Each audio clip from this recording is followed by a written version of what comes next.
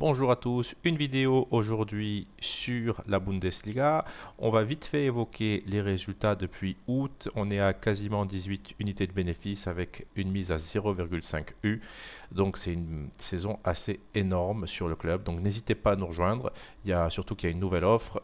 Et on va évoquer les résultats de la vidéo précédente qui concernait la première ligue, me semble-t-il, si je dis pas de bêtises. Et qu'est-ce qu'on voit? On voit que malheureusement Tottenham n'a pas gagné, mais aucun regret sur ce bet. La value était présente à 1,60, ça se prend tous les jours. Manchester a gagné 3-2. On parlait de prendre Manchester. Alors c'est sûr qu'une cote à 1,23, il ne faut pas être devin pour la deviner, mais on avait dit qu'il ne fallait pas prendre le handicap. Donc le 3 buts à 2 finalement nous donne raison. Arsenal ne devait pas être pris à 1,93. Pourquoi? Parce que c'était la même cote que Chelsea. Et finalement, même si Arsenal avait gagné 7-0 ce match-là, c'est sans regret qu'on ne le prenait pas parce que la cote n'était pas justifiée. Enfin, il y a Brentford qui l'a emporté à Watford, on parlait même de l'over 2,5 buts qui était coté à plus de 2, à 2,15 pour être précis. Et c'est donc du bénéfice sur les conseils dans cette vidéo.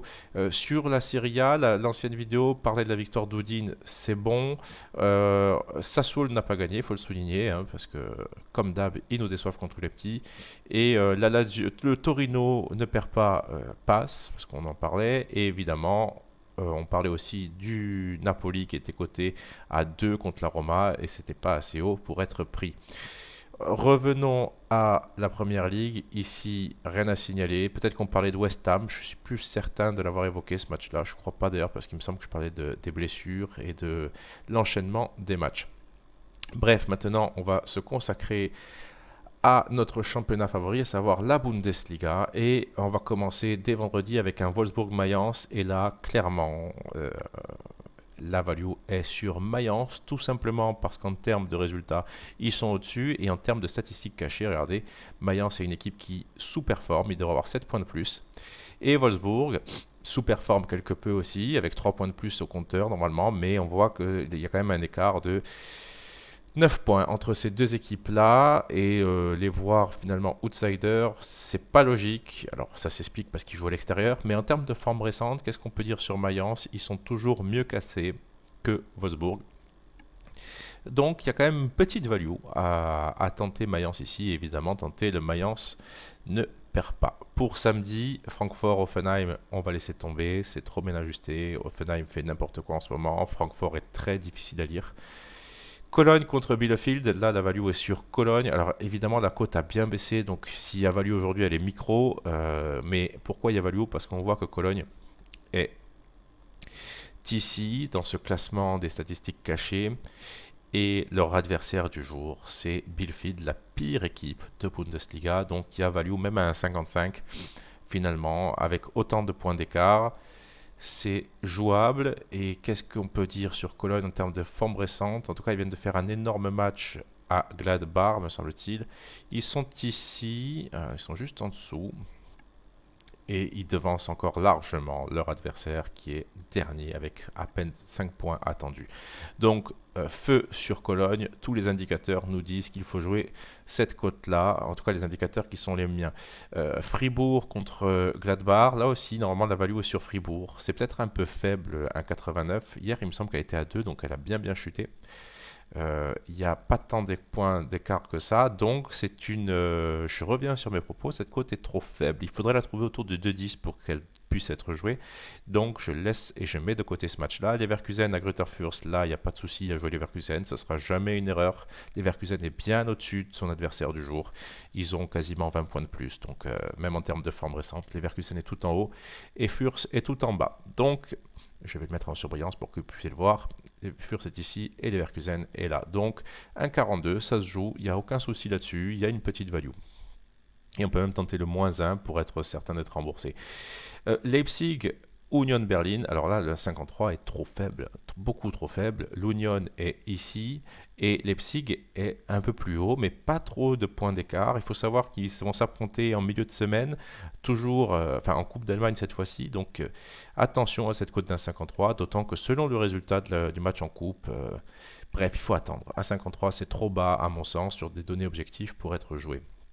Le Bayern contre le Borussia, là par contre un 42 ça peut se prendre. Pourquoi? Parce que le Bayern est bien leader de son championnat Et en phase 2, ils vont affronter une équipe de Dortmund qui est censée être bien inférieure par rapport au stade parce qu'ils surperforment complètement. Ils devraient avoir 10 points de moins, c'est énorme. On a déjà vu ce que ça a donné face à Leipzig, ils se sont pris 4-1.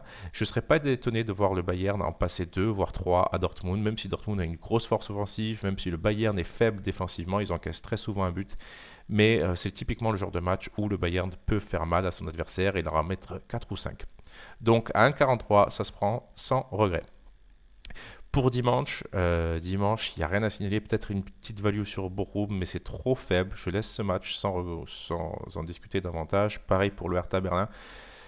Stuttgart me semble être une meilleure équipe, mais en termes de stats, finalement, Stuttgart, ils sont très proches de leur adversaire. Donc, on va laisser tomber. Je préférais voir Stuttgart outsider pour le jouer. Concernant les matchs de la semaine prochaine, on voit qu'Union Berlin reçoit Fürth et on voit que Dortmund reçoit Bochum. Et regardez, la cote est la même. Et ce qu'il faut souligner ici, et c'est ce que je vous invite à faire, c'est que l'Union Berlin qui reçoit Fürth, l'Union Berlin est ici, c'est-à-dire 1, 2, 3, 4, 5e avec 49 points attendus et Fürth est avant-dernier avec 23 points attendus. Il y a donc un peu plus de 20 points d'écart, 23 pour aller à 49, faites le compte, et une cote à 1,37,5. Dans le même temps, on a le Borussia qui reçoit Bochum et le Borussia a 52 points attendus pour un Bochum qui en a 36. Donc vous voyez la différence quand même entre un écart de points qui est sensiblement moins élevé pour Dortmund face à Bochum, même si on regarde la forme récente en plus. Bochum n'est pas très éloigné de Dortmund, alors que l'Union Berlin me semble être un peu plus loin que Grütters-Fürth. Donc on a la même cote et on n'a pas du tout les mêmes écarts. Donc jouer Dortmund serait une erreur, jouer l'Union n'en serait pas. Si on parle déjà en termes de cote pure, il y a une erreur dans la cotation ici. Laissez Dortmund à cette cote, c'est la première chose que vous devez faire.